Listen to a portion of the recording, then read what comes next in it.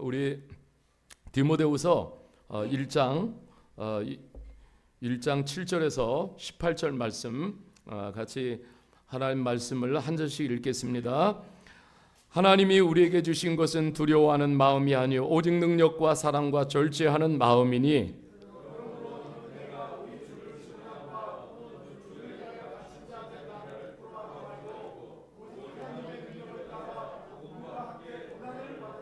하나님이 우리를 구원하사 거룩하신 소명으로 부르심은 우리의 행위대로 하심이 아니요 오직 자기의 뜻과 영원 전부터 그리스도 예수 안에서 우리에게 주신 은혜대로 하심이라.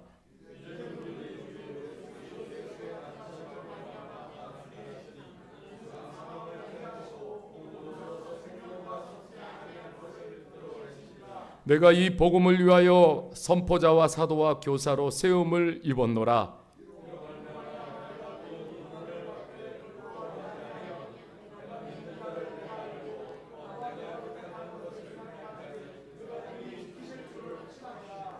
너는 그리스도 예수 안에 있는 믿음과 사랑으로서 내게 들은 바 바른 말을 본받아 지키고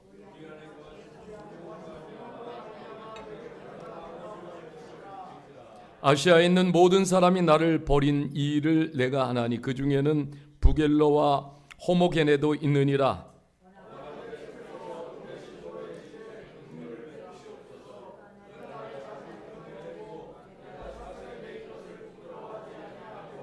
로마에 있을 때 나를 부지런히 찾아와 만났음이라.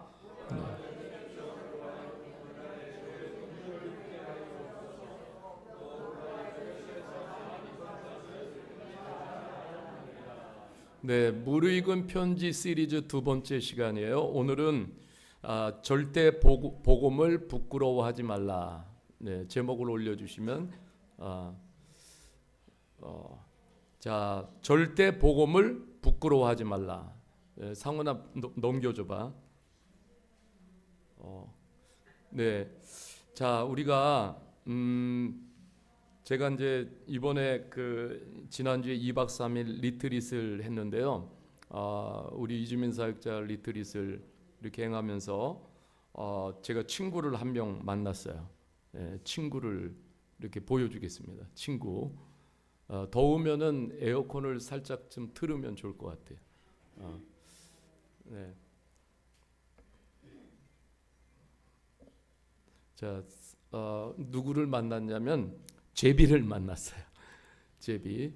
영어로 쉘로. 그런데 한번 올려줘 볼래, 상훈아? 네, 얘가 제비예요. 너무 귀엽죠.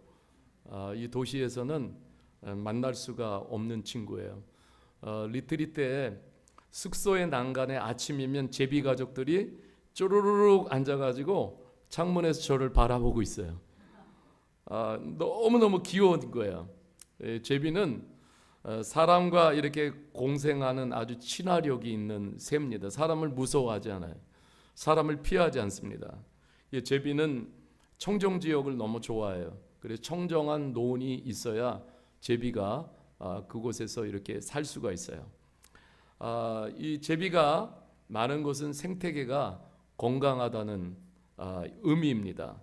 제가 이 제비를 보면서 여러 가지 추억도 들고 제비를 보면서 참 이렇게 많은 기억이 이렇게 떠오르게 되고 또 제비를 이렇게 담고 왔어요. 이렇게 리트릿을 가지면서 제가 제일 많이 이렇게 생각한 것은 성숙한 예수 공동체에 대해서 생각을 해봤어요. 우리 이제 많은 목사님들과 선교사님들이 각 지역에서 모였어요. 사역자들의 스타일이라는 게 있잖아요. 다 컬러풀해요. 굉장히 다양하고 또 지역도 다 다르고 하나님 주신 사역의 은사 기프트도 다 다르고 연령도 젊은이부터 나이 먹은 연령까지 다 이렇게 또 처음 오시는 분들도 있고 그런데 참 우리의 서로의 공감은 오직 예수 그리스도잖아요.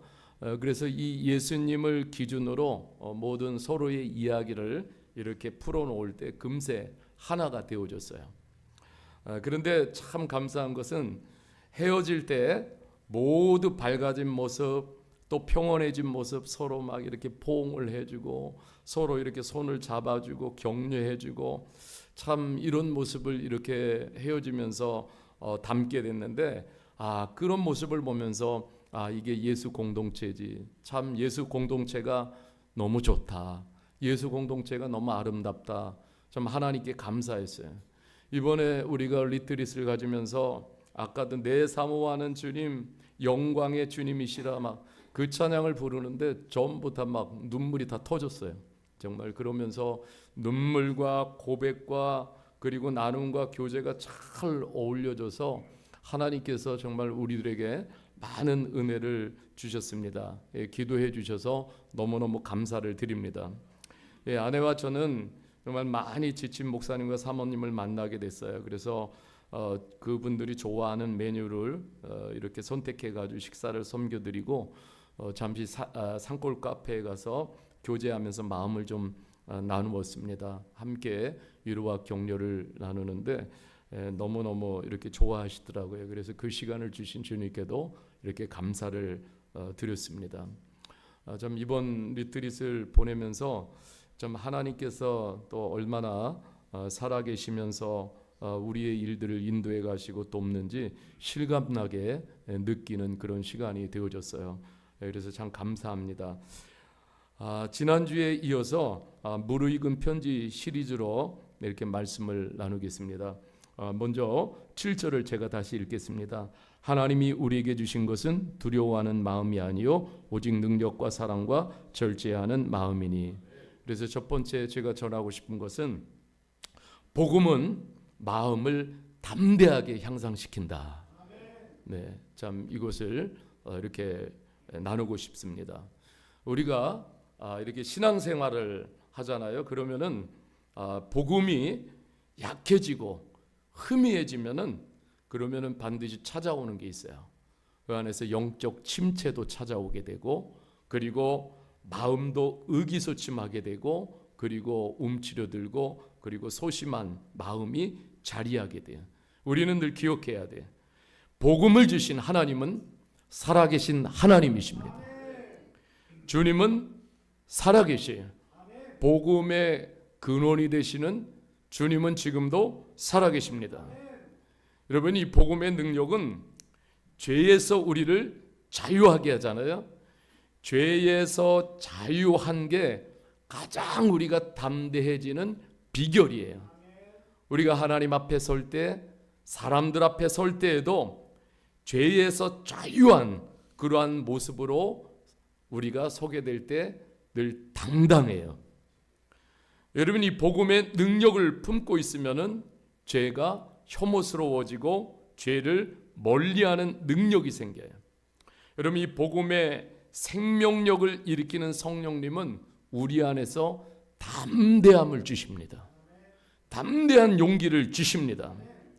그런데요, 죄로 이끄는 사탄은 항상 소심한 마음으로 이 사탄은 우리를 미혹하고, 사탄은 소심한 태도를 갖도록 우리를 그렇게 유혹하고 이끌어가요.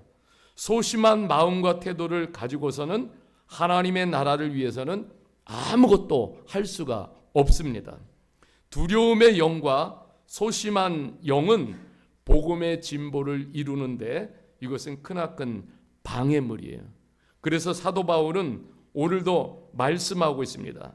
이 두려움의 영과 소심한 영은 하나님께로부터 온 것이 아니다라고 말씀하고 있어요.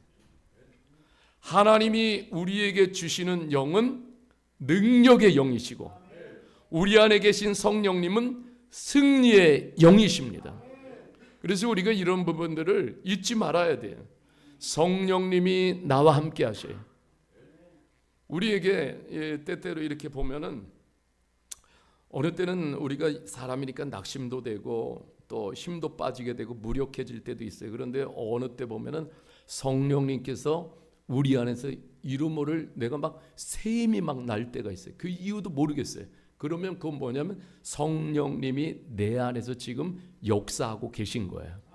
승리감을 주시고 막 자신감도 주시고, 그리고 또 하나님께서 우리들에게 막 능력도 불어넣어 주시고, 디모데가 이 복음의 확신을 다시 붙들기를 바라는 마음에서 이 말씀을 나누고 있어요. 소심하고 두려워하고 위축되고 하는 것은 하나님의 자녀가 보여줘야 할 그런 모습이 아닌 거예요. 하나님은 우리에게 능력을 주시는 하나님이시기 때문에 그렇습니다. 여러분, 우리 미얀마 형제 자매들도 이런 능력을 다 받기를 바랍니다. 이번 리트릿에서 두 번째 날 우리 박순영 목사님께서 말씀을 전하시면서 이런 고백을 하셨어요. 자신은 청소년기에 여학생들에게 말도 못 걸었대요. 너무너무 부끄러워가지고. 그래서 여학생들이 자신에게 말만 붙여와도 얼굴이 시뻘개졌대요. 네, 그 정도로 부끄러움을 굉장히 많이 타는 그런 성격이셨어요. 그런데 이 목사님이 하나님의 자녀로서의 정체성을 확인하게 될 때 목사님 완전히 달라지신 거예요. 할렐루야. 정말 내가 하나님의 자녀가 되는 권세를 하나님으로부터 입었잖아요. 여러분, 이러한 것들을 가만히 생각해보고 음미해보고, 야, 내 안에 내가 사는 것이 아니잖아요. 내가 하나님의 자녀가 됐어요. 하나님의 파워가 내게 임하고 있다는 사실이에요. 여러분, 이것이 얼마나 놀라운지 몰라요. 하나님은 이렇게 우리에게 능력을 주시는 거예요. 그러니까 여러분, 우리가 사람을 두려워하면은 우리가 꿈을 펼쳐나갈 수가 없어요. 그래서 우리가 기도해야 되는 거예요. 하나님, 내게 담대함을 주십시오. 하나님, 내게 용기를 주십시오.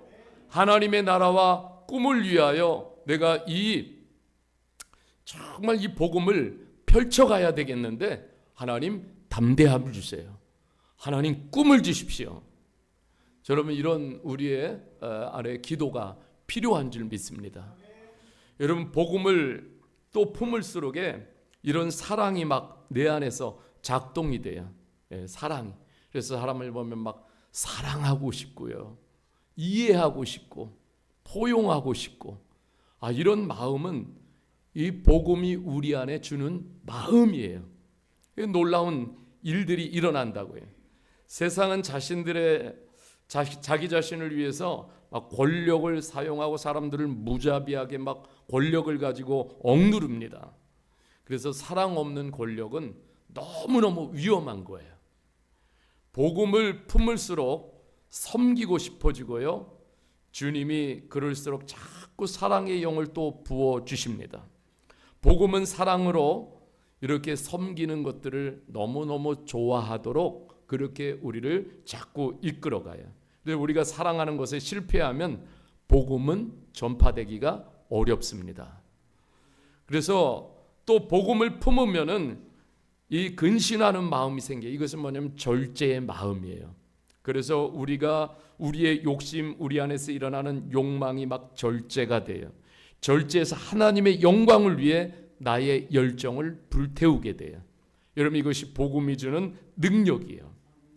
그래서 여러분, 자기 자신과 시간, 이런 모든 노력을 들여서 자꾸 하나님의 나라를 위해서 일하고 싶어져요. 드리고 싶어져요. 저는 이것이 바로 복음의 능력이고 하나님이 주시는 능력이에요. 저럼 담대하고 하나님이 주시는 사랑으로 무장하고 절제의 능력으로 이렇게 무장하게 될 때에 여러분, 우리 안에서 하나님의 나라 복음이 확장이 되는 거예요. 그러니까 여러분, 한번 보세요. 그러니까 복음은요, 사람을 완전히 새롭게 합니다. 여러분, 이것이 복음의 능력이에요. 이런 복음을 경험할 수 있기를 주님의 이름으로 축복합니다. 그래서 이런 복음이 경험이 안 되면은 정말 다시 하나님 앞에 기도하면서, 하나님, 내게 이런 복음이 경험되기를 원합니다. 기도해야 돼. 이런 복음의 능력이 경험되기를 원합니다. 기도할 수 있기를 바랍니다. 두 번째는요, 복음은, 같이 합시다. 복음은 절대 부끄러운 것이 아니다. 자, 8절을 제가 읽을게요. 그러므로 너는 내가 우리 주를 증언함과 또는 주를 위하여 갇힌 자 된 나를 부끄러워하지 말고 오직 하나님의 능력을 따라 복음과 함께 고난을 받으라. 오늘 우리가 읽은 본문에서 부끄러움이라는 것이 계속 반복되고 있어요. 부끄러움. 자, 우리가 복음을 받았습니다. 믿습니까? 네, 복음을 받았어요? 자, 복음과 함께 살 때 고난이 있어요, 없어요? 고난이 없는 것이 아니에요. 우리가 정말 감사해요. 복음 내게 주시고, 그래서 내가 믿음으로 복음을 받고, 또 오늘도 복음과 함께 살아가게 하신 것이 너무 감사해요. 그런데 이제 우리가 잘못된 그 가르침이 있어요. 복음을 받았다고, 그래서 건강하고 돈도 많아지고 어려움이 없고 문제가 없고 이렇게 가르치는 것은 종교가 가르치는 거예요. 이것은 자기 소원 성취를 가르치는 하나의 그런 종교가 가르치는 내용이에요. 그럼 복음의 내용이 아니에요. 제가 얼마 전에 한국 최고의 군인이 군대가 어디입니까? 해병대. 우리 교회는 해병대 나오신 분이 있나요 혹시? 아쉽게도 없군요. 해병대. 네, 우리나라의 해병대 1기 되시는 90세 되신 할아버지가 유퀴즈에 나오셨어요. 유퀴즈 프로그램에 거기에 나오셨는데 받은 훈장이 여기 가슴에 가득 붙어 있어요. 그분은 해병대의 전설이라고 말씀하셔요. 우리가 듣던 메가더 장군과 같이 전투를 했어요. 네, 그러니까 참 재밌죠. 네, 이 해병대가 되기 위해서 겪은 고통이라는 것은 이루 다 말할 수가 없어요. 막 고통스러운 훈련도 참아내는 거예요. 왜냐하면 그것이 더 영광스럽기 때문에. 이유가 뭡니까? 너무너무 내가 고통스러운 훈련을 받아도 그게 너무너무 자랑스러운 거예요. 왜냐하면은 해병대이기 때문에, 내가 해병대에 소속되어 있기 때문에 이 해병대 프라이드가 대단한 거예요. 지금도 해병대를 만나면 길을 가다가도 충성하잖아요. 정말 지금도 그 90세 되신 그 할아버지는 자신이 이 해병대 정신이 완전히 꽂혀 있어요. 그러니까 그분의 자세도 얼마나 90세가 되셨는데도 꼿꼿한지 몰라요. 저는 이것을 보면서 참 많은 생각을 하게 했어요. 우리는요, 이렇게 한번 선언해야 돼. 복음 때문에 이 고난쯤이야. 정말 우리는 이런 선포가 있어야 돼요. 복음 때문에 이 고난쯤이야. 이 복음에 대한 프라이드 때문에 그래서 고난도 내가 받는다. 고난이 상처가 아닌 영광이에요. 오늘 바울 사도는 하나님의 능력을 따라 복음과 함께 고난을 받으라 이렇게 제시합니다. 복음을 위해서 살다 보면은 고난도 따라와요. 그런데 이 고난을 이길 수 있는 힘은 하나님이 그 옆에서 능력을 주시는 거예요. 우리가 정말 이 복음을 위해서 살아가고 이 복음을 전하고 복음을 나누면서 또 복음을 실천하면서 살아갈 때 힘들기도 해요. 그래서 그것이 고난스러운 거예요. 그리고 어려운 거예요. 때로는 이 고난이라는 것은 또 다른 말로 표현하면 짐이에요. 짐. 그런데 우리가 한번 생각을 해보세요. 예수님은 이 복음을 완성해 주시기 위해서 십자가에서 그 고난의 짐을 기꺼이 지셨어요. 예수님이 고난의 짐을 지셨기 때문에 우리는 하나님의 자녀가 될 수 있었던 거예요. 하나님은 우리가 고난의 짐을 질 때 질 수 있도록 그래서 능력을 부여해 주시는 것입니다. 여러분, 우리 지금 한국교회 안에는 지난주에 국민일보 기사에 나왔는데 제로 성도가 늘어가고 있대요. 그래서 제가 타이틀이 하도 좀 해가지고 제로 성도, 그래서 제가 그 기사를 읽어봤어요. 그랬더니 여러분 제로 슈가 알죠? 제로 콜라도 있고 제로 슈가도 있는데 이 제로 슈가는요 뇌에 착각을 일으킨대요. 우리가 제로 슈가 하니까 설탕이 없는 것 같잖아요. 그런데 뇌는 이 제로 슈가가 막 들어오면은 뇌에서 착각을 일으켜 가지고 그래서 더 식욕을 막 자극을 한다라는 거예요. 그러니까 제로 슈가는 도리어 어떻게 되는 거예요? 몸을 건강하게 만드는 게 아니라 몸을 더 망치는 역할을 하는 게 이게 제로 슈가의 그런 역할이에요. 제로 성도는요 교회는 다니는데 요즘 많은 제로 성도들이 있다라는 거예요. 근데 교회는 다니는데 등록은 않겠다라는 거예요. 그래서 등록을 않는 이유가 뭐냐면 등록하면 그때부터 피곤해진다. 그러니까 여러분 그런 거예요. 아주 편하게 아주 깜부터볼하게 그냥 예배만 나는 관람을 하면은 내 신앙생활의 의무는 다 하는 것입니다. 그러니까 그저 자기 자신 보신 신앙생활. 여러분 여기를 넘어가지 못하네. 더 이상은 없어요. 그런데 여러분 교회는 절대로 혼자 세울 수 없습니다. 신앙은 생각이 아니라 삶이에요. 책임감 없이 같이 합시다. 책임감 없이 절대 신앙은 성장할 수 없다. 책임감이 없으면은요 절대 신앙은 성장할 수가 없어요. 하나님이 우리들에게 때로는 책임감을 막 부여해 주셔요. 그런 책임감을 감당하게 될 때 그 안에서 성장이 일어나는 거예요. 목회자도 마찬가지. 저도 정말 어떻게 이주민 선교 대표를 떠맡고 이렇게 이제 하고 있는데 어느 땐 책임감이 너무 커요. 이렇게 저렇게 막 할 게 너무 많아요. 근데 그런 책임감을 회피하면은 저는 편해요. 그렇지만은 하나님께서 저에게 그런 책임감을 부여해 주실 때는 하나님의 어떤 계획이 있고 하나님의 마음이 계신 거예요. 그래서 저는 순종하고 그 책임감을 지고 가는데 그 책임감을 질수록 내 안에서 목회자로서의 또 다른 안목이 열리고 내 자신이 성장을 또 해나가는 그런 기회가 되는 거예요. 그래서 또 우리 하나님께 감사하고 있습니다. 여러분 9절을 읽어볼게요. 하나님이 우리를 구속하사 거룩하신 소명으로 부르심은 우리의 행위대로 하심이 아니요 오직 자기의 뜻과 영원 전부터 그리스도 예수 안에서 우리에게 주신 은혜대로 하심이라. 자, 우리가 고난도 이렇게 받는 이유가 있어요. 그것도 정말 고난이 올 때마다 그래요. 생각해야 돼요. 하나님이 나 같은 사람을 얼마나 사랑하셔서 나를 구원해 주셨어요. 좀 구원해 주셨어요.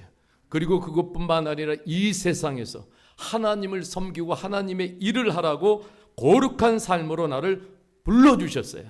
그런데 이것이 어느 날 하루아침에 부르신 것이 아니라 영원전부터 하나님이 한 사람 한 사람에 대한 프로젝트를 다 세워놓고 계신 거예요. 시간이 되어져서 그 타이밍에 하나님이 나를 그렇게 어떻게 하신 거예요? 불러주신 거예요. 아멘입니까? 그러니까 저도 보면은요 미얀마 선교로 부르시면 어느 날 하나님이 그냥 아침에 생각이 번뜩 나셔가지고 이명재 목사님 넌 오늘부터 미얀마 선교했으면 좋겠다 이렇게 부르신 것이 아니라 정말 하나님께서요 참 계획 가운데 시간이 되어져서 하나님이 불러주신 거예요. 그래서 제가 어느 날 제가 이렇게 선교를 하고 목사로서 이렇게 살고 있는 모습이 가만히 앉아서 생각을 하니까 참 너무너무 신기한 거예요. 제가 이렇게 살고 있는 게 너무너무 신기한 거예요. 그래가지고 제가 너무너무 감동이 되어가지고요. 그래서 이렇게 막 눈물이 막 이렇게 나더라고요. 내가 어찌 이러한 삶을 살고 있을까? 내가 어찌 이러한 삶을 살고 있지? 너무너무 신비한 거예요. 그러면서 이 삶을 대하는 태도가 더 달라진 거예요. 안 그러면은 이 죄악이 가득한 이 세상에서 그냥 내가 어떻게 살고 있을게요? 허무한 삶을 아마 살고 있을 확률이 더 클 거예요. 내 주님이 저를 옳은 방향으로 지금도 이끌어가고 계신다는 이 사실을 보고 믿게 될 때 너무너무 감사가 되고 힘이 나는 거예요. 여러분, 우리 안에도 이런 은혜가 있기를 주님의 이름으로 간절히 축복합니다. 그냥 내가 잘나가지고 내가 뭘 잘해서 하나님이 나를 그렇게 부르신 것이 아니에요. 우리는 아무 자격도 없어요. 하나님이 오직 자기의 뜻과 영원 전부터 그리스도 안에서 우리에게 주신 은혜대로 우리를 각 사람을 다 불러주신 거예요. 여러분, 이러한 것들을 생각하면은 정말 믿음으로 받아들이고 생각하면 이렇게 나를 불러주신 하나님, 너무 하나님 앞에서 감격할 수밖에 없어요. 그러니까 우리는 감격으로 하나님을 예배할 수밖에 없고, 감격으로 하나님을 찬양하고, 어떤 일을 맡겨주셔도 그것을 감격으로 감당하려고 하는 우리 안에 마음이 생기는 거예요. 여러분, 10절을 보겠습니다. 이제는 우리 구주 예수 그리스도의 나타나심으로 말미암아 나타났으니 그는 사망을 패하시고 복음으로써 생명과 썩지 아니할 것을 드러내신지라. 아멘. 하나님이 너무 감사해요. 우리를 세상에서 방황하고 있는데 하나님께서 우리를 하나님께로 돌아오게 하셨어요. 감사하죠? 우리가 이 세상에서 우리의 힘과 능력, 지식, 어떤 것을 동원해도 우리가 상대할 수 없는 것이 있어요. 그것은 바로 사망의 세력이에요. 죽음의 세력. 이것을 우리는 상대할 수가 없어요. 그런데 이것을 우리 주님께서 오셔서 단번에 물리쳐 주셨습니다. 그리고 그 사망, 죽음이 더 이상 우리를 주관하지 못하게 하시는 거예요. 우리가 사망의 사슬에서 완전히 해방된 거예요. 얼마나 감사해요. 죽음의 사슬에서 완전히 해방이 된 거예요. 이 말은 죽음이 우리의 마지막이 아니라는 거예요. 우리가 이런 놀라운 은혜를 입었어요. 예수님을 우리가 영접하니까, 이 예수님을 영접하니까 사망을 이기시고 죽음을 이기신 영원한 생명의 예수 그리스도를 내가 인격적으로 온 삶으로 완전히 영접하니까는 영생의 소망이, 주님이 가지신 영생의 소망이 나에게 완전히 주어진 거예요. 여러분, 이런 축복이 바로 복음의 능력이에요. 이런 은혜를 공짜로 우리들에게 주셨어요. 아니, 정말 아무 소망 없는 나에게 하나님이 이런 예수 그리스도를 나에게 선물로 몽땅 안겨 주셨는데, 그러면은요, 우리는 무조건 감사 아니에요? 그냥 감사하잖아요. 여러분, 이렇게 예수님을 믿고 살아가는 게 너무 감사하잖아요. 그러니까 고난쯤이야 이렇게 우리가 받아들일 수 있었으면 좋겠어요. 이 고난쯤이야. 그럼 하나님이 이겨내실 능력을 주실 줄 믿습니다. 이집트에서 특별히 무슬람권에서 선교하시는 선교사님을 뵙게 됐어요. 무슬림들의 감시가 너무너무 강하니까, 그래서 예배는 드려야 되겠고, 그래서 그 무슬림들의 감시를 피해가지고 지하 깊은 곳으로 들어가서 예배를 드리고, 그러니까 지하 깊은 곳에 들어가니까 소리도 안 들려요, 밖에서는. 근데 거기서 예배를 드리는데, 그런데 이제 선교사님이 폐가 안 좋으세요. 폐가 안 좋으시는데 그 지하에는 산소가 너무 부족한 거예요. 그러니까 그 안에서 예배를 드리는데 사람들과 함께 예배를 드리니까 산소가 더 부족하잖아요. 호흡하기가 얼마나 힘드시겠어요. 정말 고통의 순간순간이죠. 그럼에도 불구하고 선교사님은 이렇게 고백하시더라고요. 이 정도쯤이야.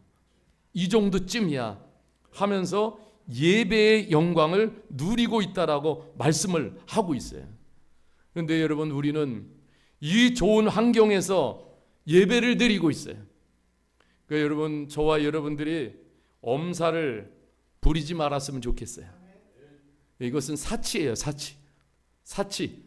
엄살의 사치. 이렇게 하나님의 은혜를 주시는데도 불구하고 이것을 느끼지 못하고 감사하지 못하고 우리가 그렇게 예배하고 살아간다라는 것은 너무너무 부끄러운 일이에요. 그렇지 않아요? 예. 그래서 우리 옆 사람들에게 그렇게 합시다. 자, 이런 고난쯤이야. 한번 그렇게 이런 고난쯤이야. 그러면서 우리는 주님의 능력을 바라보고 이겨낼 수 있기를 주님의 이름으로 간절히 축복합니다. 11절 12절을 읽을게요. 내가 이 복음을 위하여 선포자와 사도와 교사로 세우심을 입었노라. 이로 말미암아 내가 또 이 고난을 받되 부끄러워하지 아니하면 내가 믿는 자를 내가 알고 또한 내가 의탁한 것을 그날까지 그가 능히 지키실 줄을 확신함이라. 아멘. 주님이 복음을 위하여 자신을 어포인티드 했다라고 간증하고 있어요. 자신을 부르신 하나님 앞에서 부끄럽지 않은 삶을 살고 있다라고 고백을 하고 있습니다. 이 복음을 위하여 사는 그 바울 사도를 사람들이 얼마나 거부하고 증오하고 심지어는 감옥에도 갖다 집어넣었지만은 그럼에도 불구하고 복음은 절대 부끄러워하지 않는다라고 고백을 하고 있어요. 자신의 삶은 여러 가지 정황상 보면은 사람들이 볼 때에 부끄러워요. 겨우 주님을 믿는다고 하나님을 믿는다고 하면서 어찌 저렇게 사느냐. 사람들이 부끄럽다라고 생각할 수 있어요. 그러나 바울 사도는 그 상황 속에서도 절대로 복음은 부끄러워하지 않는다라고 고백을 하고 있어요. 복음이 부끄럽다라는 것은 예수님이 부끄럽다라는 것을 말하는 거예요. 비록 상황이 힘들다 해도 조금도 마음이 흔들리지 않습니다.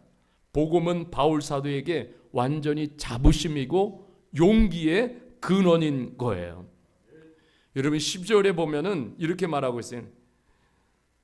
내가 믿는 자를 내가 알고 이렇게 말해요. 내가 믿는 자를 내가 안다 말하고 있어요. 여러분 내가 믿는 주님을 알고 있습니까? 내가 믿는 하나님을 알고 있습니까? 내가 믿는 성령님을 알고 있습니까? 알고 있어요? 정말로 그분을 알고 있다라면 바울 사도처럼 자신의 인생을 주님께 의탁했다. 다 맡겨버리는 거예요. 이것은 놀라운 확신을 전해주고 있어요. 어설프게 아는 것이 아니에요. 머리로만 아는 것이 아닙니다. 바울 사도는 온몸으로 예수님을 만난 거예요. 예수님과 동행하면 할수록 그분의 뜻과 계획을 바울 사도의 삶에 계속해서 채워주시는 거예요. 그러니까 역동적인 그리스도인으로서 살 수 있는 거예요. 한마디로 매일매일 바울 사도는 이 주님을 생각할 때 예수 충만이에요.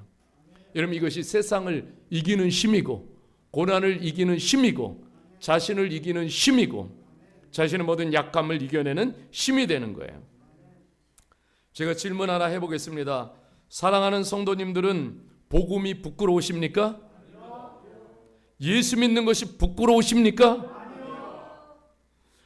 네, 네팔 그 선교사님, 네팔 사역하는 형제들 화성에서 그 선교사님이 그러더라고요. 어떤 형제는 자기가 예수님을 믿었대요. 영접했다고 그래요. 그런데 밖에 나가서는 한마디도 얘기 안 한대요. 자기가 예수님 믿는다라는 것이 부끄러워서 다른 네팔 친구들한테 절대로 얘기를 안 한다라는 거예요. 이게 믿는 거예요? 아니잖아, 그죠? 네, 정말 저는 그렇습니다. 교회가 작든 작은 선교를 하든 예수님이 하시는 이 모든 일들은 전혀 부끄럽지 않은 거예요. 오직 나의 자랑은 예수 그리스도십니다. 여러분 아들이 이제 회사를 다니는데 이렇게 하나님의 은혜예요. 제가 어느 날 엄마와 이야기하는 것을 들었어요. 자기 회사에 상무님이 장로님이라고 그래요. 그런데 뭐 제가 교회 얘기하지는 않을게요. 정말 메가처치, 슈퍼 메가처치의 장로님이시래요. 그런데 자기 회사에서 가장 술을 잘 퍼마시는 분이 그분이래요. 마시는 게 아니라 퍼마신다고 표현을 해요. 더 자기가 아들이 볼 때도 덕이 안 되는 거예요. 너무 덕이 안 돼요. 그런데 자신은 그런데 내가 어느 교회 다니는 내가 장로다 그런데요. 그러니까 창피하다는 거예요. 근데 임원이라는 한 분도 크리스찬인데 견준다라는 거예요. 어느 동료는요, 자신이 회사에서 사무실에서 크리스찬이라는 정체성을 한 번도 말하지 않았다고 합니다. 그런데 그 친구가 결혼식이 있어가지고 갔대요. 그랬더니 목사님이 주례하고 있더래요. 아, 그래서 저 친구가 크리스찬이구나 처음 알았대요. 그러면서 아들이 엄마한테 그러는 거예요. 우리 교회 장로님들과 권사님들, 집사님들은 정말 남다르시다고. 너무너무 다르시다라는 거예요. 그래서 저는 내심 굉장히 기분이 좋았습니다. 우리 교회에 장로님, 권사님, 집사님들을 이렇게 세워주신 하나님께 너무나 감사해서 제가 감사의 박수를 드렸어요. 감사합니다. 정말 우리는요, 예수님을 부끄럽게 해드려서는 안 돼요. 정말 부끄러운 그리스도인이 돼서도 안 됩니다. 저도 부끄러운 목사가 되지 않으려고 노력하고 있어요. 사람들이 그래요. 창피하고 부끄럽고 부끄럽게 만들고 그런 기독교라면은 나는 안 믿는다. 세상에는 너무 이름만 무늬만 새겨져 있는 크리스찬들이 너무나 많습니다. 주님을 신뢰하지 않습니다. 여전히 자신을 더 신뢰하고 살아가고 있어요. 정말 우리 교회 안은 이런 성도가 없기를 바랍니다. 오늘도 더 주님을 신뢰하고 나갈 수 있는 우리 실로 함께 성도들 되시길 주님의 이름으로 축복합니다. 13절 14절을 읽어보겠습니다. 너는 그리스도 예수 안에 있는 믿음과 사랑으로서 내게 들은 바 바른 말을 본받아 지키고 우리 안에 거하시는 성령으로 말미암아 내게 부탁한 아름다운 것을 지키라. 여기서 보면은요, 누구에게 듣느냐도 너무너무 중요합니다. 건강하고 건전한 메시지를 들어야 돼요. 우리 신앙의 최고의 목적이 무엇입니까? 하나님의 말씀을 들으면 들을수록 어떤 일이 일어나야 돼요. 두 가지가 일어나야 돼요. 하나님의 말씀을 믿음으로 들으면 들을수록 우리 안에 두 가지가 일어나야 돼요. 그 첫째가 뭐냐면 하나님을 더 사랑하는 거예요. 우리가 이 말씀을 들으면 들을수록 하나님을 더 사랑하게 되고 하나님의 일을 더 사랑하게 돼요. 그리고 또 하나는 뭐냐면 이웃을 사랑하게 돼요. 내 가까이 있는 사람들을 더 사랑하고 싶은 마음이 드는 거예요. 이 균형이 깨지면은 그것은 건강한 메시지가 되지 못하는 거예요. 여러분, 누가복음 10장 27절의 말씀이에요. 대답하여 이르시되 내 마음을 다하여 목숨을 다하여 힘을 다하여 뜻을 다하여 주 너의 하나님을 사랑하라. 또한 내 이웃을 내 자신과 같이 사랑하라 하였나이다. 여러분, 이 말씀이 신앙의 클라이막스가 되어져야 돼요. 잘 보십시오. 아무리 유명한 목사라도 이러한 균형이 깨져 있으면은 듣기를 멈추십시오. 영혼이 다 망가집니다. 영혼이 편협하게 됩니다. 저는 늘 목사로서 오직 예수 그리스도와 그분의 사역에 목표를 맞추고 살아가려고 애를 쓰고 있어요. 사랑하는 성도님들도 오직 예수 그리스도와 그분의 사역을 생각할 수 있기를 바랍니다. 지금 예수님이라면 어떻게 하셨을까? 여러분, 이러한 것들을 순간순간 생각하시기를 바랍니다. 성령께서 그런 우리를 인도해 가실 것입니다. 여러분, 15절 16절을 제가 읽어보면 아시아에 있는 모든 사람이 나를 버린 이 일을 내가 아나니 그 중에는 부겔로와 호모게네도 있느니라. 원하건대 주께서 오네시브로의 집에 긍휼을 베푸시옵소서. 그가 나를 자주 격려해주고 내가 사슬에 매인 것을 부끄러워하지 아니하고 로마에 있을 때 나를 부지런히 찾아와 만났습니다. 원하건대 주께서 그로 하여금 그날에 주의 긍휼을 잊게 하여 주옵소서. 또 그가 에베소에서 많은 봉사한 것을 내가 잘 아노라. 여러분, 오늘 여기 보면은 부겔로와 호모게는 에베소 교회 안에 있는 성도였나 봐요. 복음을 영접하고 성도가 되어졌어요. 제가 볼 때 바울 사도가 이렇게 두 사람을 언급할 때는 아마 교회에서 중요한 역할을 했을 거예요. 그런데 이 두 사람이 시간이 지나다 보니까는 여러 가지 복음 때문에 어려움을 당해요. 그러니까 복음을 그때부터 부끄러워하기 시작하고, 그리고 복음 때문에 고난받기를 싫어하는 거, 복음 때문에 복음을 위해서 짐을 지고 책임감을 지고 이러한 것들이 점점점 이렇게 약해지니까는 결국은 어떻게 했어요? 결국은 주님을 떠났고 바울을 떠났습니다. 정말 우리는 이런 샘플링이 되는 이런 사람들이 돼서는 안 되는 거예요. 너무너무 안타깝잖아요. 그래서 여러분, 우리가 교회는 그냥 교회를 다니면 안 돼요. 그냥 교회 다니면 안 되는 거예요. 복음을 모르고 교회를 다니면 나도 어느샌가 부겔로와 호모게의 길을 걷게 돼요. 그리고 치욕스러운 자리에 서게 되는 거예요. 복음을 다 잃어버리는 거예요.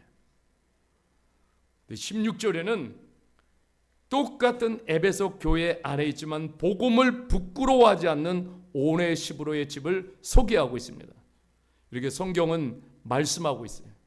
그는 복음을 받은 것이 너무 감사했고 자랑스러워서, 그래서 오늘도 보면은 바울 사도를 격려해주고, 바울 사도가 로마 감옥의 쇠사슬에 묶여 있어도 절대로 부끄러워하지 않는 이런 하나님의 사람이었어요. 그리스도 안에서 살아가는 삶이 너무 아름답고 신실한 거예요. 그래서 바울 사도는 이 오네시브로를 생각할 때마다 하나님 앞에 정말 기도하는 거예요.